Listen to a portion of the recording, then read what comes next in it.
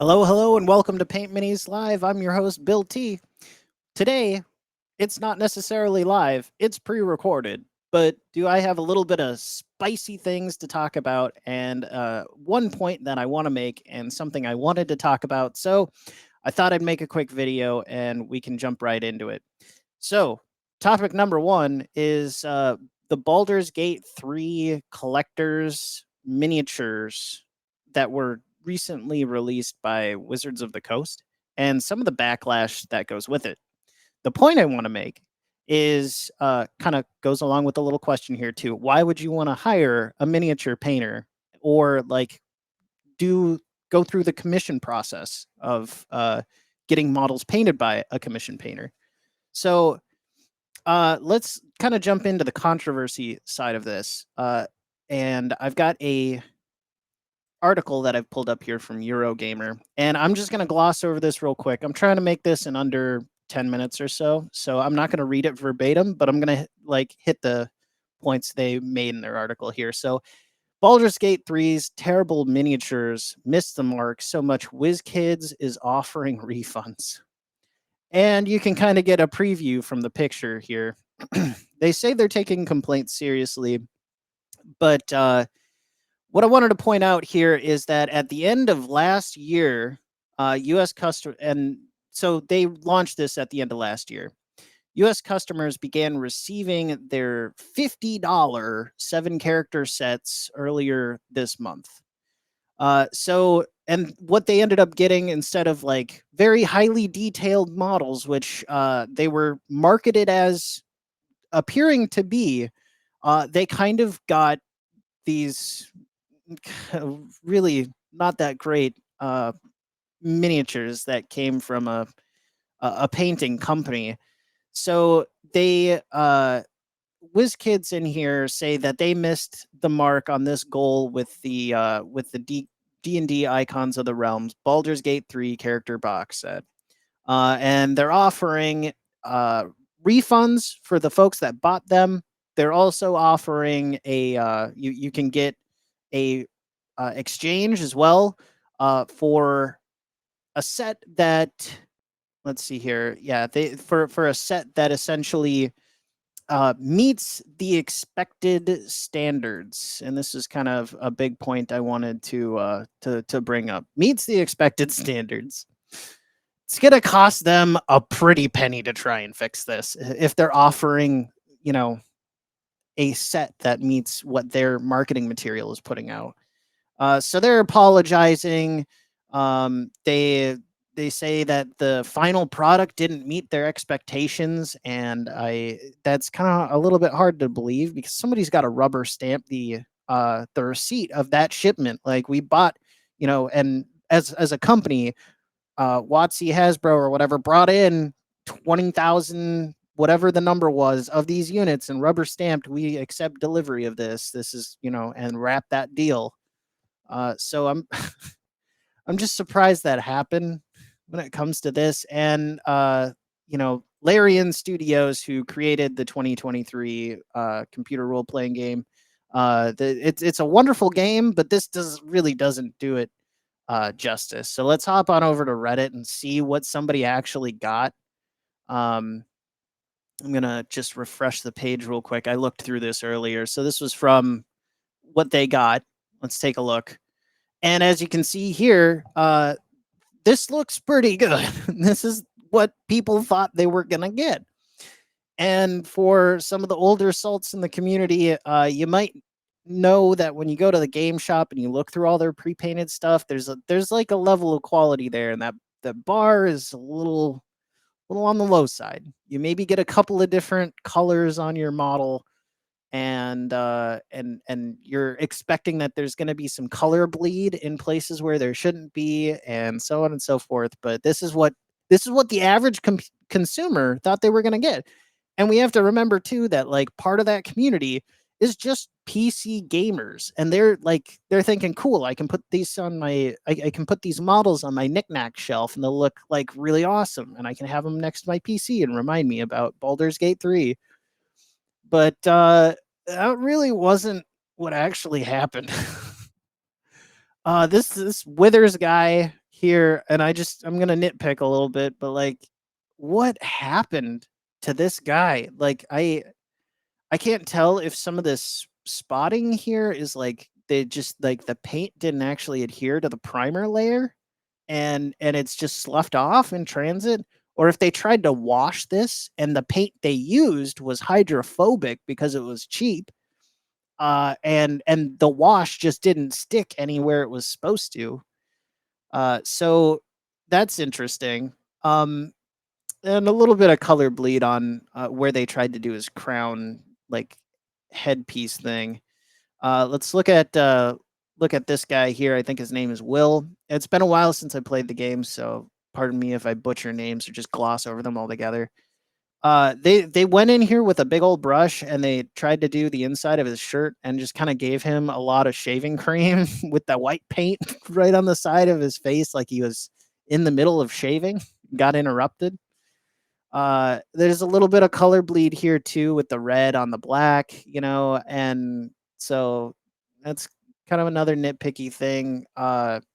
This lady's name is Karlak. I think she's like an orc. Um, we've got a little bit of some missed brush strokes going on. At least they took the time to try and do the eyes and put a little bit of detail on there. Like that's not terrible, I guess. This guy we're gonna come back to looks great at this angle. Like, wow, yeah, okay, I can get with this. I mean, sure, there's a little bit of they missed some colors here. They put a little bit too much color there. You put brown over purple. Like, all right, cool. But they're mass-produced models. We can gloss over it. Okay, we'll come back to him in a minute. They also missed some of his hair here. This lady, on the other hand, what happened? Like, what happened? Uh, the this eye is like way too far out there. It's like she doesn't really need to look both ways when crossing the street. She's got it covered. She's just got it covered.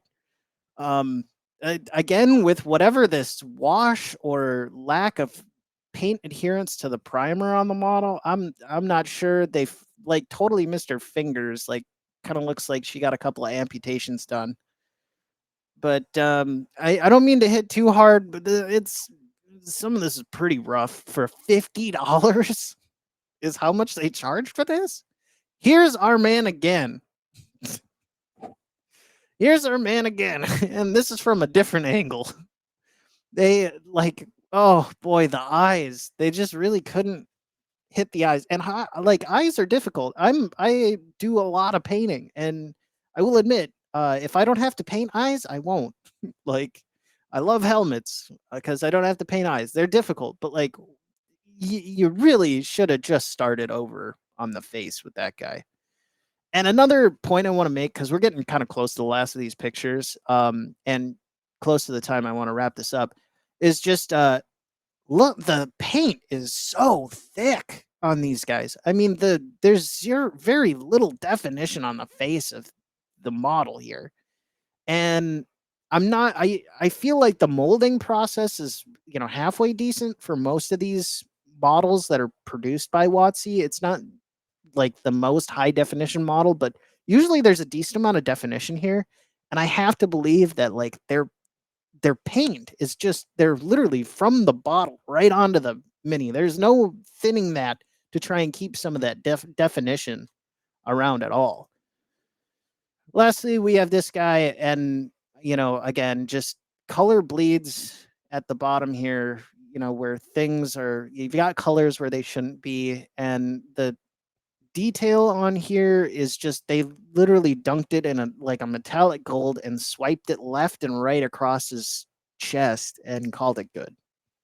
Like that's oh, but I mean, still, this guy is arguably one of the better out of all of them.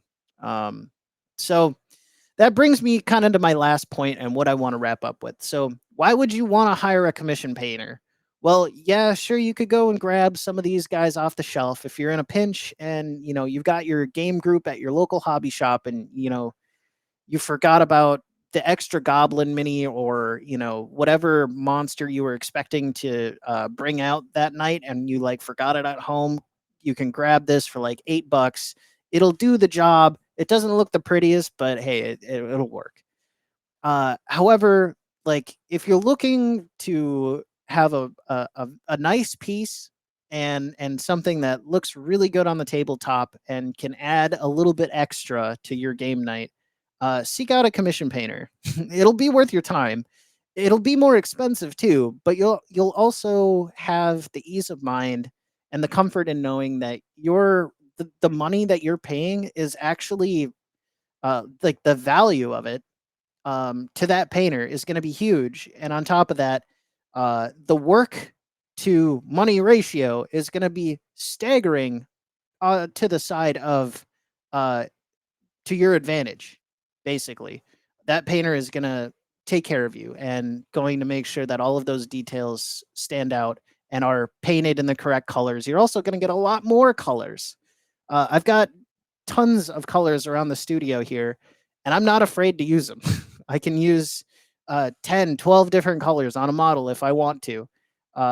Whereas in a manufactured process with some of these models, they're only going to pick like 3 or 4 colors and they're going to speed paint through that thing and they're not really going to care so much about it. So your dollars are better spent with a commission painter, in my mind. If you're willing and able to support an artist in such a way and you'd like to have a quality product, I would highly recommend finding a commission painter in your area. Potentially, you could maybe look at a cork board at your local game store or online here. There's plenty of really talented commission painters out there.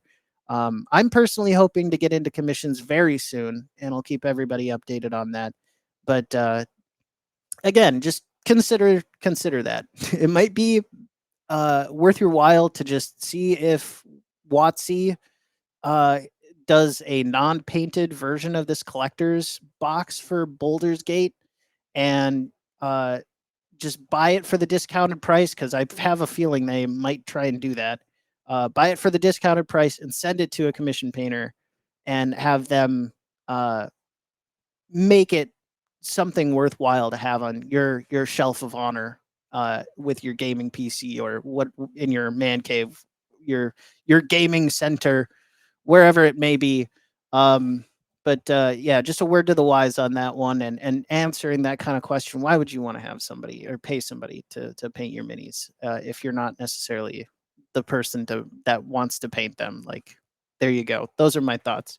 Thanks for coming to my uh, brief explanation of that and review of what's going on with Baldur's Gate's miniature situation here. So take care. I hope to see you around. If you liked all of the stuff here, so on and so forth, do the YouTube thing. You already know what to do. Do all the YouTube stuff. I'll see you again real soon. I'm Bill T with Paint Minis Live. Bye bye.